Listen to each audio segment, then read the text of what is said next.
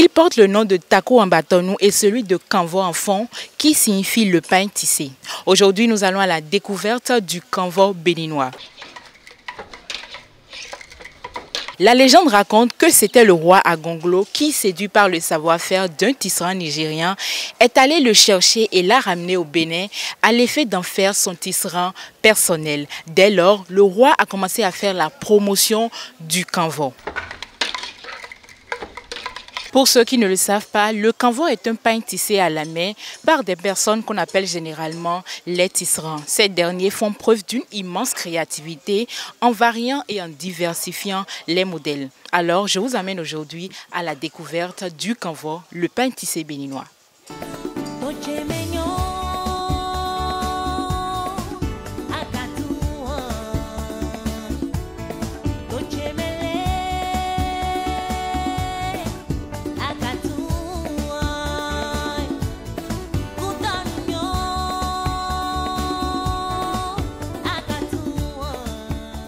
C'était l'idée de nos grands-parents qui avaient réfléchi à comment faire pour s'habiller.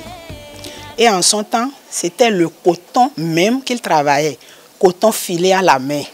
Ils filent le coton à la main. Aujourd'hui, nous on parle de fils de différentes couleurs. Avant, c'était le coton écru qu'ils travaillaient et ils tissaient pour donner un bon tissu. Le pain tissé est purement fabriqué à base de coton, encore appelé or blanc.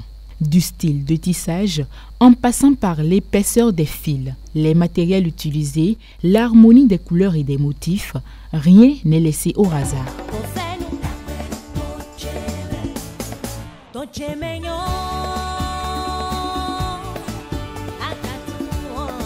Pour faire le kanvo, il faut commencer par l'audissage. L'audissage, c'est-à-dire le filet en bobine d'abord et vous le transformez. Donc, vous faites l'audissage. Après, vous faites l'enfilage. C'est ça que je suis en train de faire ici. L'enfilage. Après l'enfilage, vous mettez ça dans les peignes. Ça, c'est le peigne. Vous mettez dans les peignes. Après, vous mettez dans le peigne et c'est fini. Vous faites les démêlages, les noises. S'il faut faire les nœuds quelque part, s'il faut corriger les fautes, vous les faites. Et le tissage, ça commence. Depuis quelques décennies, le pain tissé n'a plus rien à voir avec celui que portaient les rois.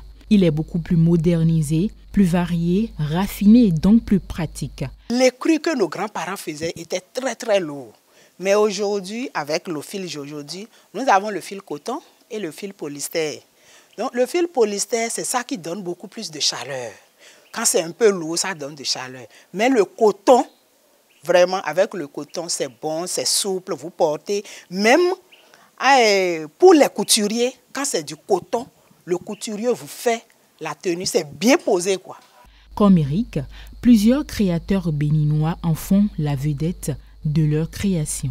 C'est la matière d'élite. C'est dans le kanvo que je produis mes articles les plus... la crème. Mes produits les plus chics, les plus habillés, les plus distingués sont ceux produits avec le kanvo. Le kanvo lui-même, dans sa nature, c'est une étoffe prestigieuse. C'est une étoffe de prestige, c'est une étoffe qui est réservée à une certaine crème de toutes les sociétés. De plus en plus, le pain tissé est prisé par les Béninois. Pour les spécialistes, c'est un besoin d'affirmer son appartenance culturelle. Ce besoin-là a rencontré le kanvo qui est parmi les textiles artisanaux qu'on peut avoir chez nous. Il a la fonction d'être un textile de prestige.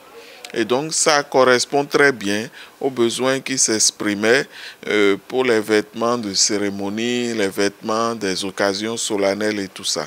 Les spécialistes et promoteurs du kanvo sont unanimes et implacables. Aujourd'hui, grâce à la modernisation du kanvo, le choix de la tenue officielle est très varié. Il faut que on enlève au costume cravate son statut de seul vêtement présentable officiel qui est autorisé dans les occasions solennelles.